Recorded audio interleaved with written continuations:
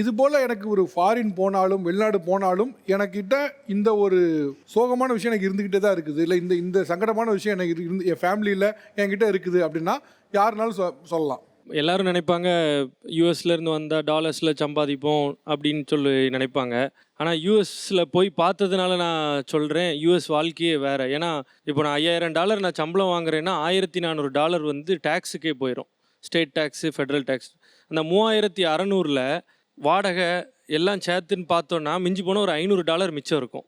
அந்த $500 நம்ம கூட ஒரு $200 நம்ம நடக்கணும் அப்படின்னு சொன்னால் ஒரு நேரம் சாப்பிடணும், நைட்டு சாப்பிடக்கூடாது, மத்தியானம் சாப்பிடக்கூடாது. ஆனால் வீட்டில் எல்லாம் என்ன நினைப்பாங்க, அமெரிக்காவில் இருக்கான் அவன், ஃபேமிலி எல்லாம் அப்படி இருக்கும். இன்னொன்று என்னென்னா பயங்கர தனிமையான வாழ்க்கை. எல்லோரும் இருப்பாங்க, 4 பேர் இருப்பாங்க, ஆனால் அவங்கவுங்க வேலையை தான் பார்ப்பாங்க. நம்மளுக்கு கஷ்டம்னு சொல்லிலாம் இது பண்ண மாட்டாங்க. என் ஒய்ஃப் வீடியோ அனுப்புவாங்க, என் பிள்ளை 1.5 வயசு பாத்ரூம் கதவை தட்டிகிட்டு இருப்பா. அப்பா நான் உள்ளே இருக்க மாட்டேன், ஆனால் அப்பா அப்பான்னு கூப்பிட்டுட்டு இருப்பா. இவா சொல்லுவா என்கிட்ட ஒய்ஃபு, அப்பா வருவாங்க, அப்பா இங்கே இல்லை ஆஃபீஸ் போயிருக்காங்க, வருவாங்க, அப்பா அப்பா அப்பாம்பா. ஃபோனில் பார்த்துட்டு ஏன் நேரில் வரலன்னு கேட்குது. ஏன்னா கனவாகவே தான் இருக்கும். ஏன்னா யூஎஸில் போயிட்டு உடனே நினச்ச உடனே வர முடியாது. ஏன்னா அங்கே ஒரு கமிட்மெண்ட்டுன்னு நம்ம போவோம். சில டைம்லாம் ஃபோனில் நான் பேச மாட்டேன், ஆனால் அவள் ஃபோன் எடுத்து பேசி அப்பா அப்பா அப்பான்னு பேசிகிட்டு இருப்பா. முகத்தை பார்த்து நான் அந்த வீடியோலாம் எடுத்து எனக்கு அனுப்பி விடுவா. எனக்கு அதெல்லாம் தனிமை ரொம்ப வாட்டிருச்சு.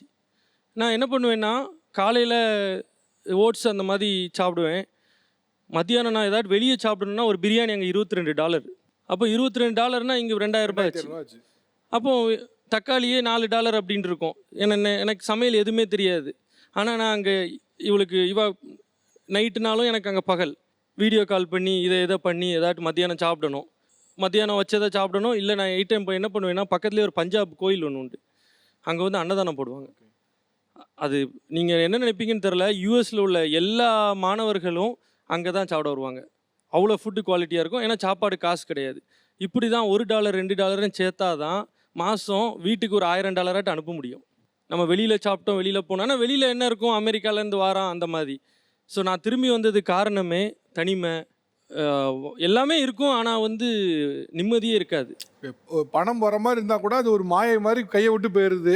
அப்படி பணத்துக்கான்னு யோசிச்சா கூட குடும்ப உறவு நம்ம விட்டு பின்னால் போயிடுது. அதான் முடிவு பண்ணேன், நம்ம கொஞ்சம் காசு சம்பாதிச்சாலும் குடும்பத்தோடு இருந்து நிம்மதியாக வாழணும்னு சொல்லி தான் இந்தியா வந்துட்டீங்க. ஓகே.